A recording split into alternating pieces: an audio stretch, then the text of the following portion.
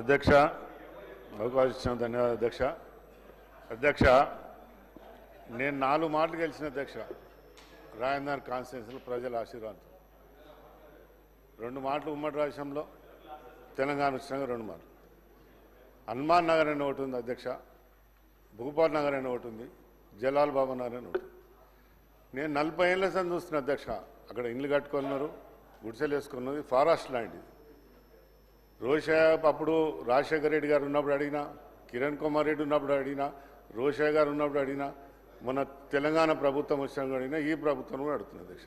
నేనేమంటున్నా అధ్యక్ష, అడిగినప్పుడు దీని పరిష్కారం ఏంది? మంత్రితోని అధికారులతో కూర్చోబెట్టి దీనికి ఏం చేస్తే సొల్యూషన్ అవుతుంది. ఇలా 40 ఏళ్ళ సార్ దాన్ని ఇల్లు కట్టుకున్నారు, వాళ్ళకి పట్టాలు లేవు, బిల్డింగ్లు కట్టుకున్నారు, మంచి మంచి బిల్డింగ్లు కట్టుకున్నారు. ఇవాళ ఇటు రోడ్లు చేయనిపోతే రోడ్లు చేయనియరు, నీళ్ళు దానిపోతే నీళ్ళు చేయనియరు. దానికి కారణం ఏంది అధ్యక్ష? మీరు ఒక దాని మీద ఆలోచన చేయాలని అవసరం ఉంది అధ్యక్ష. ఎందుకంటే ఇప్పుడు ఇది మాటలు 4 మాటలు గెలిపించినాక ప్రజలకు నేనేం చేయకపోతే రేపు ఎట్లా నమ్ముతారు అధ్యక్ష? ఎప్పుడు అంటారు మేము పోయినప్పుడల్లా మా కాడ పంచాయతీ ఎలక్షన్లో పోయినప్పుడు, మళ్ళీ ఎలక్షన్లో పోయినప్పుడు అందరూ అంటారు.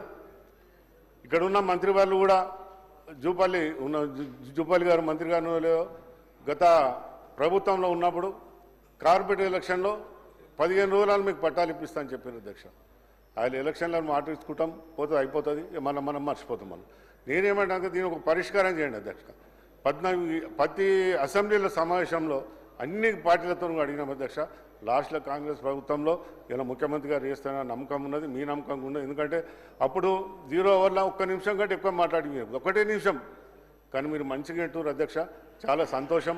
ఈ పనిని ఏ విధంగానైనా చేసి ఇస్తే చాలా సంతోషం అధ్యక్ష. ఎందుకంటే ప్రజలు అడుగుతారు మమ్మల్ని, ప్రజలు అడిగినప్పుడు మనం చేయకపోతే మనం ఎందుకు 4 సార్లు గెలిపించినా కూడా ఆ ప్రజల తీర్మానం చేయకపోతే నేను ఎందుకు ఎమ్మెల్యే ఉండడం ఎందుకు, లేకపోతే ఎందుకు?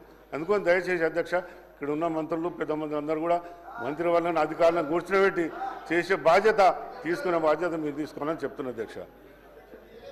గౌరవ మంత్రి గారు, మినిస్టర్ గారు నోట్ చేసుకోవడం జరిగింది అధ్యక్ష. కవ్వంపల్లి సత్యనారాయణ. ధన్యవాదాలు అధ్యక్ష.